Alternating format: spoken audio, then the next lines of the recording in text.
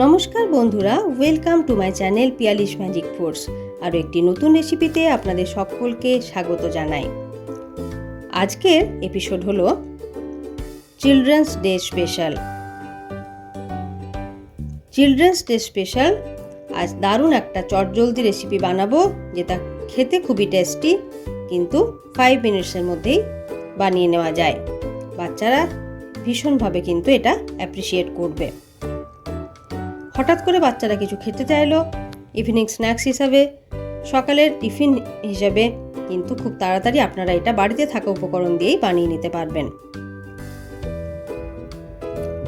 ভিডিওটি শেষ পর্যন্ত দেখার অনুরোধ রইল বন্ধুরা। যদি আমার রেসিপি ভালো লেগে থাকে তাহলে আপনারাও অবশ্যই বাড়িতে একবার এটা ট্রাই করে দেখুন এবং আপনাদের বাচ্চাদেরকেও সার্ভ করুন। আশা করি ভীষণভাবে অ্যাপ্রিসিয়েটেড হবে।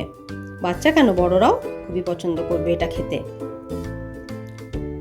তাহলে আর দেরি না করে আমার কিচেনে কিভাবে এটা বানাচ্ছি সেটাই আপনাদের সাথে শেয়ার করব। প্রথমেই একটা বড় বোল নিয়ে নিলাম, তার মধ্যে ছাঁকনি নিয়ে নিলাম। ছাঁকনির মধ্যে নিয়ে নিচ্ছি 1/2 কাপের মতো আটা, 1/2 কাপের মতো ময়দা, 1/4 কাপের মতো পাউডার্ড সুগার, 1/4 কাপের মতো গুঁড়ো দুধ, 1/2 চা চামচের মতো নিয়ে নিলাম বেকিং সোডা। সব একসাথে মিলিয়ে মিশিয়ে নিয়ে ছেঁকে নিলাম। তারপর যাতে কোনো রকম লাম্পস না থেকে যায়, এর মধ্যে 1 চা চামচের মতো নিয়ে নিলাম মধু বা হানি। এরপর 1 কাপ দুধ নিয়ে নিয়েছি। দুধটা কিন্তু নর্মাল টেম্পারেচারে থাকবে।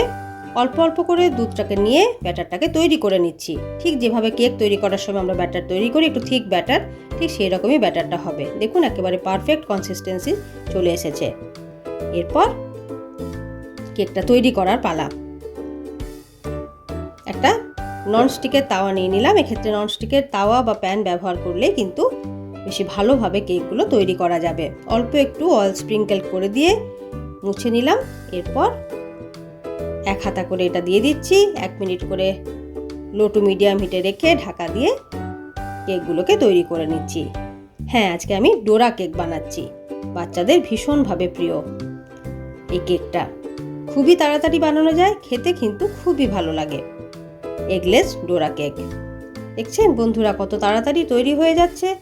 একেবারে তেল বাটার কিছুই লাগছে না, কিন্তু কি সুন্দর ফ্লাফি তৈরি হচ্ছে, তাও আবার প্যানের মধ্যে কি সুন্দরভাবে কেকগুলো বেরিয়ে আসছে। এরপর এটা এরকমভাবেও সার্ভ করা যায়, অথবা এর মধ্যে এরকম চকো স্প্রেড বা আমার কাছে চকো সিরাপ ছিল, সেটা আমি ইউজ করেছি। চকো সিরাপ দিয়ে দুদিকটা ঢাকা দিয়ে দিতে হবে, মাঝখান থেকে কেটে দিতে হবে, তাহলে আরও ভালো খেতে লাগবে। আর চকলেট তো যে কোনো বাচ্চারই ভীষণভাবে প্রিয়।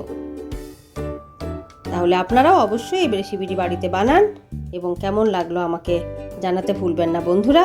যদি আমার রেসিপি ভালো লেগে থাকে তাহলে অবশ্যই কিন্তু লাইক, শেয়ার এবং ছোট্ট একটি কমেন্ট করবেন। আজকে তাহলে এই পর্যন্তই। আবার চলে আসবো নতুন রেসিপি নিয়ে। ধন্যবাদ।